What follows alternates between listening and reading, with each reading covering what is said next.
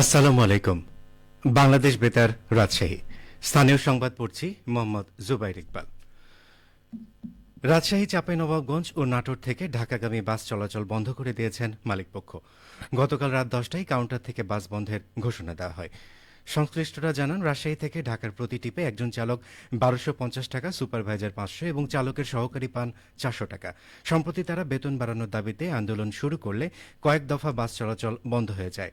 সংকট নিরসনে গত ২৩শে সেপ্টেম্বর ঢাকায় মালিক ও শ্রমিক পক্ষের সাথে আলোচনা হয়। সিদ্ধান্ত হয়, রাজশাহী থেকে ঢাকা চলাচলে প্রতি টিপে একজন চালক ১৭৫০ টাকা, সুপারভাইজার ৭৫০ ও সহকারী পাবেন ৭০০ টাকা। আজ থেকে তা বাস্তবায়নের কথা ছিল। তার আগেই গতকাল রাতে মালিকপক্ষ বাস চলাচল বন্ধ করে দেন। চলতি মাসে এ নিয়ে মোট ৩ দফা দূরপাল্লার বাস বন্ধ করা হয়। এর আগে ২ দফা পরিবহন ধর্মঘট ডেকেছিল শ্রমিকরা। এদিকে আগাম ঘোষণা ছাড়া হঠাৎ বাস বন্ধ হয়ে যাওয়ায় বিপাকে পড়েছেন যাত্রীরা। নওগাঁয় বিভিন্ন উন্নয়নমূলক কাজে অধিগ্রহণকৃত জমির মালিকদের কাছে ক্ষতিপূরণের চেক হস্তান্তর করা হয়েছে। গতকাল জেলা প্রশাসকের কার্যালয়ে বিতরণ অনুষ্ঠানে প্রধান অতিথি ছিলেন জেলা প্রশাসক মোহাম্মদ আব্দুল আওয়াল। অনুষ্ঠানে নওগাঁ সড়ক বিভাগের তত্ত্বাবধানে 3টি আঞ্চলিক ও 3টি মহাসড়কের উন্নতিকরণ প্রকল্পের আওতায় 3 জনকে, রানীনগর উপজেলায় আতাইকুলায় বদ্ধভূমিতে অধিগ্রহণকৃত জমির ক্ষতিপূরণ বাবদ 2 জনকে এবং মান্দা উপজেলার বিলশ্রীকলা শিব নদীর উপর নির্মিত ব্রিজের জন্য অধিগ্রহণকৃত জমি বাবদ 1 জনকে ক্ষতিপূরণের চেক হস্তান্তর করা হয়। এ সময় অতিরিক্ত জেলা প্রশাসক সোহেল রানা, জেলা প্রশাসনের অন্যান্য কর্মকর্তাগণ উপস্থিত ছিলেন। জুলাই জাতীয় সনদের ভিত্তিতে ফেব্রুয়ারিতে জাতীয় সংসদ নির্বাচন আয়োজন সহ 5 দফা দাবিতে নাটোরে মিছিল শেষে সমাবেশ করেছে জামায়াতে ইসলামী। আজ শহরে মাদ্রাসা মোড় থেকে একটি মিছিল বের করা হয়। মিছিলটি শহরের ট্রাফিক মোড় প্রদক্ষিণ করে পুনরায় মাদ্রাসা মোড়ে এসে শেষ হয়।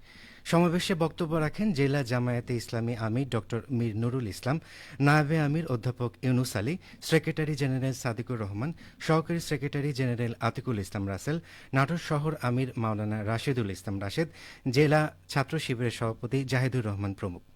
এ সময় বক্তারা বলেন, জুলাই সনদ বাস্তবায়ন করতে হবে। আসন্ন জাতীয় নির্বাচন পিআর পদ্ধতিতে মাধ্যমে আয়োজন করা হলে প্রত্যেকটা ভোটের মূল্যায়ন হবে।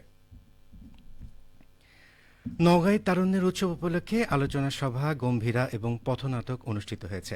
গতকাল বিকেলে শহরের কেন্দ্রীয় শহীদ মিনার চত্বরে জেলা মহিলা বিষয়ক অধিদপ্তর এই কর্মসূচি বাস্তবায়ন করে। অনুষ্ঠানের সাংস্কৃতিক পর্বে সাংবাদিক মোহাম্মদ কায়েস উদ্দিনের রচনা ও নির্দেশনায় গম্ভীরা পরিবেশিত হয়। সঙ্গীত পরিচালনা ও পরিবেশন করেন সঙ্গীত শিক্ষক প্রদীপ কুমার হাজরা ও তার দল। এছাড়া মহিলা বিষয়ক অধিদপ্তর বাস্তবায়িত কিশোর কিশোরী ক্লাব বর্ষাইল ইউনিয়ন এবং হাপানা ইউনিয়নের শিক্ষার্থীদের সমন্বয়ে বোধ নামে একটি নাটক পরিবেশন করা হয়। জেলা মহিলা বিষয়ক অধিদপ্তরের উপপরিচালক আমেনা বেগমের সভাপতিত্বে অনুষ্ঠানে সরকারি বিভিন্ন দপ্তরের কর্মকর্তা, সুধী ও সংস্কৃতিজন উপস্থিত ছিলেন।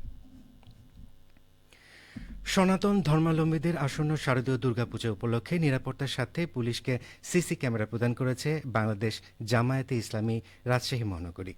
গতকাল বিকেলে বোয়ালিয়া মডেল থানার ওসি আবুল কালাম আজাদের হাতে 30টি সিসিটিভি ক্যামেরা তুলে দেন মহানগর জামায়াতের নেতৃবৃন্দ। এ সময় রাজশাহী মহানগর জামায়াতের নায়েবে আমির ও আসন্ন জাতীয় সংসদ নির্বাচনে রাজশাহী সদর 2 আসনের জামায়াত মনোনীত এমপি প্রার্থী ডাক্তার মোহাম্মদ জাহাঙ্গীর আলম বলেন, সনাতন ধর্মাবলম্বীদের সবচেয়ে বড় উৎসব দুর্গাপূজা উৎসব। এই উৎসবকে কেন্দ্র করে কোনো দুষ্কৃতিকারী পূজা মণ্ডপগুলোতে অপ্রীতিকর ঘটনা ঘটিয়ে পালিয়ে যেতে না পারে সে লক্ষ্যে সিসিটিভি ক্যামেরার আওতায় পুরো এলাকা নজরদারি কাজে ব্যবহার করা হবে।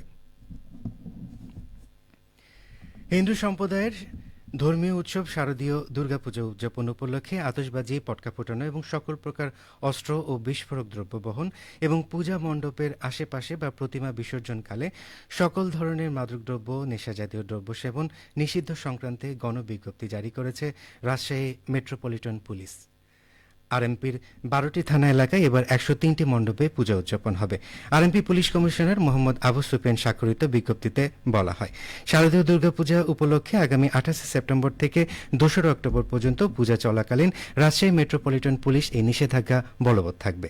বিজ্ঞপ্তিতে আরও বলা হয়, আইন অমান্যকারীদের বিরুদ্ধে যথাযথ আইনানুগ ব্যবস্থা গ্রহণ করা হবে। সবশেষে আবহাওয়া। আজ দুপুর 2টায় রাজশাহীতে তাপমাত্রা ছিল 35 ডিগ্রি সেলসিয়াস। এ সময় বাতাসের আপেক্ষিক আর্দ্রতার পরিমাণ ছিল 68%। রাজশাহী ও পার্শ্ববর্তী এলাকায় সূর্যাস্ত হবে সন্ধে 5টা বেজে 57 মিনিটে। সংবাদ শেষ হলো। আমাদের পরবর্তী সংবাদ বিকেল 4:05 মিনিটে।